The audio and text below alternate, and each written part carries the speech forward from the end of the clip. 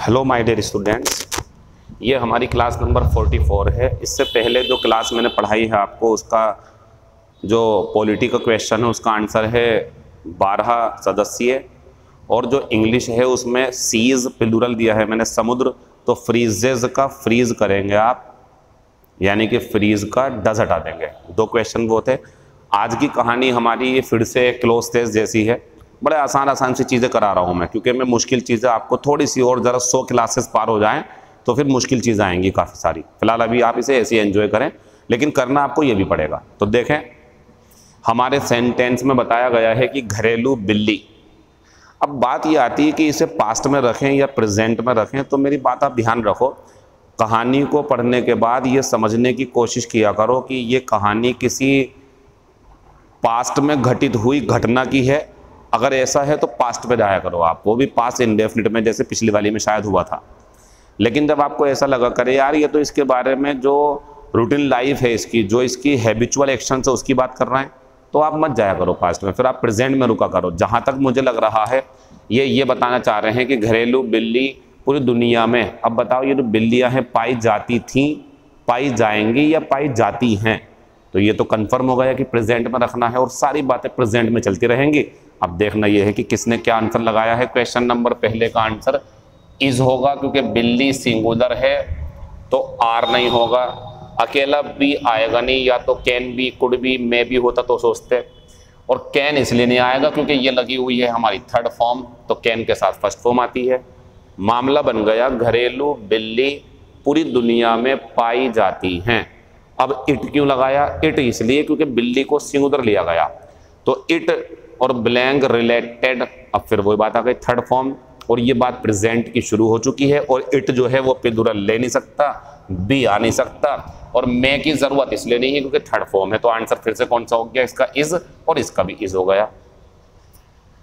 घरेलू बिल्ली पूरी दुनिया में जगह जगह पाई जाती हैं। It is related to the lion and the tiger. ये बिल्ली जो है शेर और चीते, जो टाइगर होता है उसकी प्रजाति की होती हैं, उसी जैसा इसका चेहरा होता है, हाइट साइज थोड़ा छोटा होता है, ठीक। It blank very quickly. अब यहाँ बिल्ली को ही काम करना है, तो बिल्ली कूदती है बहुत तेजी से, तो अब यहाँ पे इट सिंगुलर है हमारा, तो मूव्स आंसर है। इसमें डू है काट देंगे।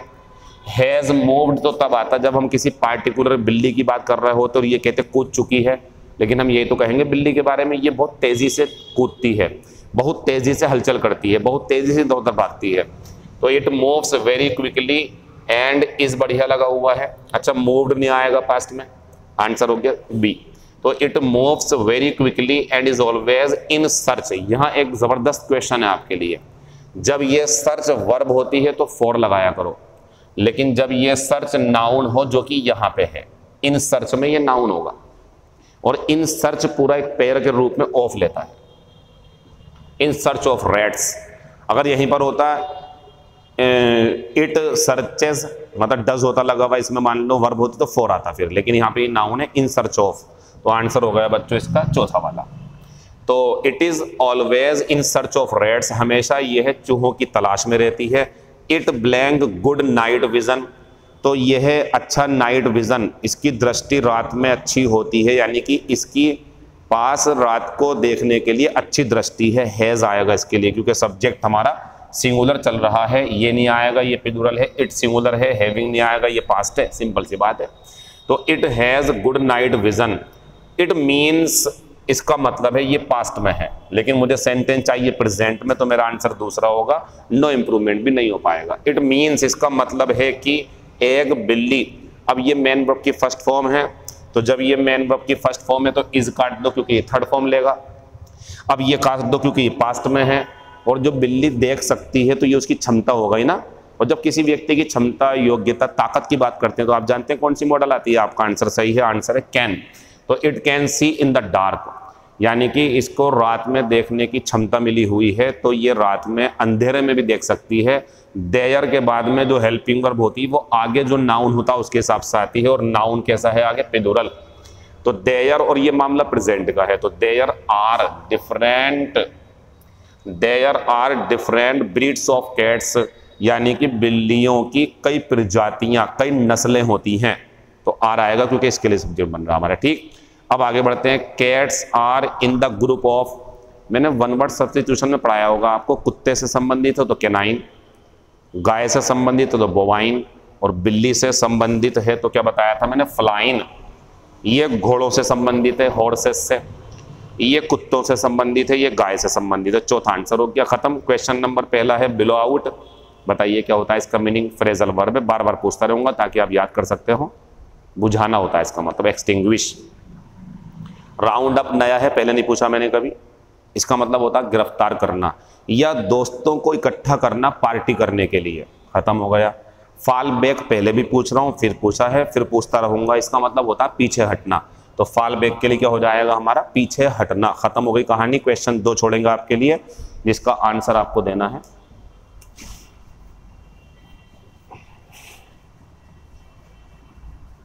तो आज का जो इंग्लिश का क्वेश्चन है हमारे लिए वो ये रहा बच्चों बोर्ड में।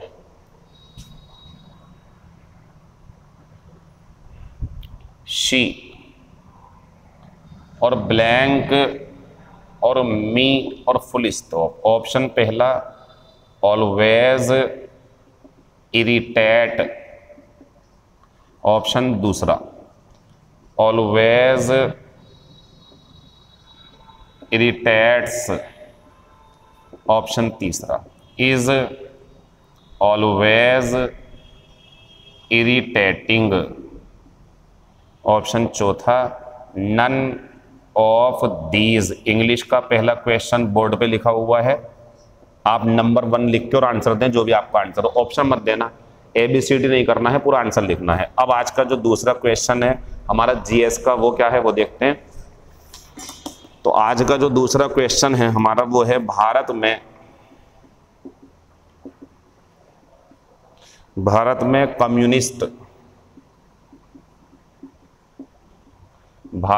कम्युनिस्ट पार्टी का गठन